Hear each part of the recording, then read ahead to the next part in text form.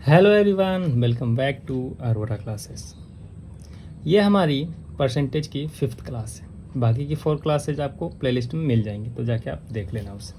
ये जो क्वेश्चन आपको दिख रहा है, ये है एसएससी सीपीओ 2020 का क्वेश्चन। तो इसे आप इजीली सॉल्व कर सकते हो। आइए हम इसे बनाते हैं। ये जो सवाल है काफ़ी ज़्यादा ईजी सवाल है, और सीपीओ में अक्सर ऐसे सवाल आते हैं जो ईजी होते हैं। हाँ, हालांकि थोड़ा सा कैलकुलेटिव होते हैं। तो कर लेते हैं जल्दी से इस सवाल को। यह है सवाल नंबर 25। 25% ऑफ 400। मुझे आशा है कि आपने इसे कर लिया होगा। Plus 35% of 1260 plus 27% of 1800. Okay, and then it becomes 1020 plus x. So we have to find the value of x. क्या आप इसको नहीं करोगे? कर लोगे। ये 100 हो जाएगा। ओके, ये अगर आप निकालोगे तो ये आपको निकल के आएगा। इसको आपको मल्टीप्लाई करना पड़ेगा, ठीक है। तो कुछ नहीं करना है, इसमें मल्टीप्लाई करके डिवाइड कर देना है। किससे? 100 से। तो ये आपको 441 आएगा। फिर इसको करोगे तो ये 18 गुना 27 आपको करना पड़ेगा। कर लो। 6 4 इतना होगा, ठीक। फिर उसके बाद ऐड कर लेना है। टोटल जब ऐड करोगे आप तो आपको आएगा 6 7 8 4 12 4 4 8 1 9, ठीक है। 9 1 10। देखो ध्यान से, 10 100 27, यहाँ 10 100 20 है। तो x की वैल्यू क्या होगी आप इजीली बता सकते हो। आगे बढ़ते हैं हम दूसरे सवाल की तरफ। ये वाला क्वेश्चन भी आपका जो है सीपीयू 2020 का ही है। तो आशा करता हूँ कि ये आपके लिए काफ़ी ज़्यादा आसान होगा। अगर आप इस तरह के क्वेश्चन फर्स्ट टाइम देख रहे हो तो आपको बहुत ही ज़्यादा दिक्कत होगा इसे बनाने में। बना के देख लो अगर फर्स्ट टाइम है आपके लिए तो, नहीं तो ईजी है आपके लिए। मुश्किल से 30 सेकंड लगेगा आपको। चलिए क्वेश्चन की तरफ बढ़ते हैं। किसी नंबर में पहले 40% की वृद्धि की गई है, फिर 25% की कमी कर दी गई है, फिर 15% बढ़ाया गया, फिर 20% जो है कम कर दिया गया। तो कितना का डिफरेंस पड़ रहा है, ठीक है। तो फर्स्ट ऑफ ऑल यहाँ पर नंबर दिया नहीं गया है, तो हम कोई भी नंबर ले सकते हैं। अगर परसेंटेज और एवरेज का जो सवाल होता है ना, ठीक है, और अनुपात का, तो उसमें आप कोई भी नंबर ले सकते हो। मैं बता रहा हूँ आपको, ठीक है। तो 1 ले लो, 2 ले लो, 3 ले लो, 4 ले लो। बट हम लोग अक्सर 100 लेते हैं, क्योंकि 100 को काटना वगैरह आसान होता है। तो 100 लेते हैं। सबसे पहले जो इसमें 140% की वृद्धि की जाती है, मेरा मतलब 140 से इसको क्या करना पड़ेगा, इस तरह से मल्टीप्लाई करना पड़ेगा। 140% की वृद्धि नहीं है ये, मेरा मतलब 40% की वृद्धि है, लेकिन वृद्धि होगी 100 जुड़ता है ना, तो 140 हो गया। देन उसके बाद क्या है, इसमें फिर से कमी की जा रही है। किस चीज़ की? 25% की कमी की जा रही है।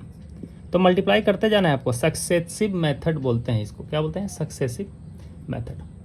मल्टीप्लाई होते जाता है। 25% की कमी होगी तो कितना बन जाएगा? 75/100 बन जाएगा। फिर से कितने की वृद्धि हुई? फिर से 15% की वृद्धि हो गई। 115/100 लिख सकता हूँ। फिर जो है 20% की क्या हो गई? कमी हो गई। तो 80/100 लिख दो। अब मुझे बताओ, कोई करेगा तो क्या करेगा? पहले 100 काट देगा, उसके बाद ऊपर वाला कर देगा। फर्स्ट टाइम वालों के लिए ऐसा मैं बोल रहा हूँ, जो इस चीज़ में मतलब कहते हैं ना हम लोग प्रो हो गए, वो तो ऐसे नहीं करेंगे। वो क्या करेंगे? इसको छोटा करेंगे, ठीक है। 40 को जो है 2/5 लिखा जाता है, तो 140 को 7/5 लिखा जाएगा। उसी तरह इसको 3/4 लिखा जाएगा। इसको जो है आपको 20 और 3 23/20 लिखना पड़ेगा। और ये जो है आपका कितना हो जाएगा? 4 और 5 4/5। ये चीज़ आपको पता होंगी शायद। चलो इसको कर लेते हैं ईजिली। 20 से कट गया 5 बार में, 5 से कट गया 1 बार में। नीचे क्या बच गया हमारे पास? 4, यहाँ भी ख़त्म हो गया। 23 गुना 3 गुना 7, तीनों ही प्राइम नंबर है, तो कटने तो वाले हैं नहीं, वो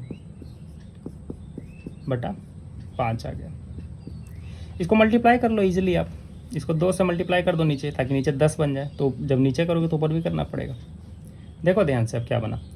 23 दूना 46 और 7 तिया 21/10।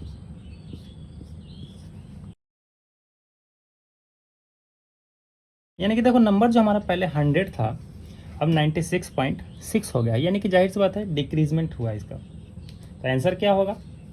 बिल्कुल सही, आगे बढ़ते हैं। ये सवाल CPO 2020 का, ओके 2020 का, काफ़ी ज़्यादा हार्ड लग सकता है अगर आप फर्स्ट टाइम इसको देख रहे हो तो, और मेरे ख्याल से बनेगा भी नहीं अगर आपने फर्स्ट टाइम इस तरह के सवाल को देखा है तो। हाँ, अगर बनाने में आप प्रैक्टिस कर चुके हैं तब तो ईजिली बन जाएगा। ध्यान दो कैसे बनेगा ये। सबसे पहले कुछ वैल्यूज़ दी गई हैं। यदि x का 49% बराबर y है तो 50 का y% बराबर क्या होगा, ABCD ऑप्शंस। ठीक है, तो यहाँ पे समझो एक चीज़ ध्यान से, इसमें करना क्या है, मुझे जो दिया गया है सबसे पहले हम उसको लिखते हैं। ठीक है, सबसे पहले बोला गया कि x का 49% कितना दिया गया है भाई, तो y दिया गया है। तो इसको हम ऐसे लिख सकते हैं कि x इंटू 49/100 बटा, मतलब इतना बराबर y होगा। y कैपिटल में ही लिख देता हूँ, अच्छा रहेगा। या इसको ऐसे भी मैं लिख सकता हूँ कि 49x/100 बराबर y। कोई डाउट है? नहीं, इतना तक तो सिंपल आपको आता है सब चीज़। क्वेश्चन लास्ट में पूछा क्या है कि 50 का y% किसके बराबर होगा, 50 का y%। ठीक है, समझ पा रहे हो इस चीज़ को, ध्यान देना। तो इसको हम ऐसे लिख सकते हैं 50 का y/100 बराबर, कट जाएगा, यानी कि 50 का y% कितना आएगा, y/2 आएगा, y/2 आएगा। क्लियर है इतना? तो कहीं y/2 दे रहा है क्या ऑप्शन में? नहीं दे रहा है। ठीक है, तो y/2 की मुझे वैल्यू पता करनी पड़ेगी। अब ध्यान से समझो इस चीज़ को, यहाँ के बाद चीज़ें आसान हो जाती हैं बहुत ज़्यादा। y की वैल्यू क्या होगी अगर मैं आपसे पूछूं कि y की वैल्यू क्या है, तो कहाँ है y की वैल्यू? ये देखो y की वैल्यू यहाँ पे, y की वैल्यू यही है ना। तो जस्ट यहाँ पे जो है ये चीज़ बिठा दीजिए, इस तरह से करिए, 49x/100 इंटू 2। सिर्फ मैंने क्या किया, y की जगह ये रख दिया। ठीक है, अब इसको काट लो, 49 बटा करोगे तो 200 आएगा। ठीक है, इंटू x, 200 में जब 59 से भागा दोगे ना तो इसका आधा कर दो, 49 का आधा कितना होता है, 24 दूनी 48, 24.5 होगा, 24.5 x, यानी कि 24.5 जो x का 24.5% दे रहा है ना। कहाँ दे रहा है? ऑप्शन डी में दे रहा है। ठीक है, समझ गया? नहीं समझते तो नीचे कमेंट कर देना, ठीक है, मैं बाद में भी एक्सप्लेन कर दूँगा नेक्स्ट वीडियो में। और ये वाला सवाल CPO 2020 का मुझे लगता है कि अब तक का सबसे आसान सवाल है, एक छोटा बच्चा भी कर देगा जो 8-9 में पढ़ता हो, ये सच 7 में भी। ठीक है, नोमिनेटर को 60% बढ़ाया गया है और डिनोमिनेटर को 40% बढ़ाया गया है। तो वही पूछा गया है, पहले वाले हमारे फ्रैक्शन क्या थे। सिंपल समझो, एक फ्रैक्शन है कोई, ये सवाल नंबर 28 है। ठीक है, एक कोई फ्रैक्शन है, तो फ्रैक्शन में यही होता है, x/z के रूप में होता है, जाहिर सी बात है। बट x/z के रूप में नहीं लूँगा क्योंकि मैं इसमें फिर 60% कैसे बढ़ाऊँगा, तो मैं 100 ले लेता हूँ। इसको भी 100 ले लेते हैं, क्या दिक्कत है? ठीक है, इसमें जो है नोमिनेटर मतलब ऊपर वाला होता है, डिनोमिनेटर मतलब नीचे वाला, अंश बटा हर बोलते हैं इसको हिंदी में। ठीक है, ऊपर वाले में 60% इंक्रीजमेंट किया गया तो 160 हो जाएगा, और नीचे वाले में कितना किया गया, 40%, तो 140% हो जाएगा। And it becomes 16/36, it becomes 16/36। तो हमको पूछा क्या गया है, पुराने जो फ्रैक्शन है उसका वैल्यू पूछा गया। तो पुराना फ्रैक्शन हमारा यही है ना। ठीक है, अब ध्यान से देखो, 160 बराबर अगर 16 है तो 100% की वैल्यू क्या होगी, 10 होगी। उसी तरह से अगर 140 बराबर हमारा 63 दिया गया है, ठीक है, तो 100% की वैल्यू क्या होगी, 9×5 = 45 हो जाएगी। ठीक है, 45 होगी, यानी कि इसकी जो वैल्यू होगी ना, ये 10/45 होगी। मैंने इसको कैसे किया, इसको समझो थोड़ा सा। ठीक है, मैंने इसको कैसे किया, यही था सिंपल। तो 100% की वैल्यू क्या होगी, 63 बटा 140 गुना 100। जब इसको काटोगे ना आप तो 45 आ जाएगा। लेकिन मैंने इसको कैसे किया, मैंने देखा कि देखो इसके कितने टुकड़े किया जा सकते हैं, तो इसके टोटल 7 टुकड़े किए जा सकते हैं। और यहाँ पे भी है, इसमें 7 मल्टीप्लाई मैं लगाऊंगा, डिवाइड करूँगा 7 से तो 9 आएगा। ठीक है, तो ये 9×45 मैंने कर दिया दिमाग में। अब ध्यान दो, तो इसको काटोगे 2 बार में, इसको काटोगे 9 बार में। यानी 2/9। ये एक्चुअल नंबर थे हमारे, ठीक है। 9 5 45 हो ना, ये हमारे क्या थे, एक्चुअल नंबर थे। कोई डाउट है? नहीं।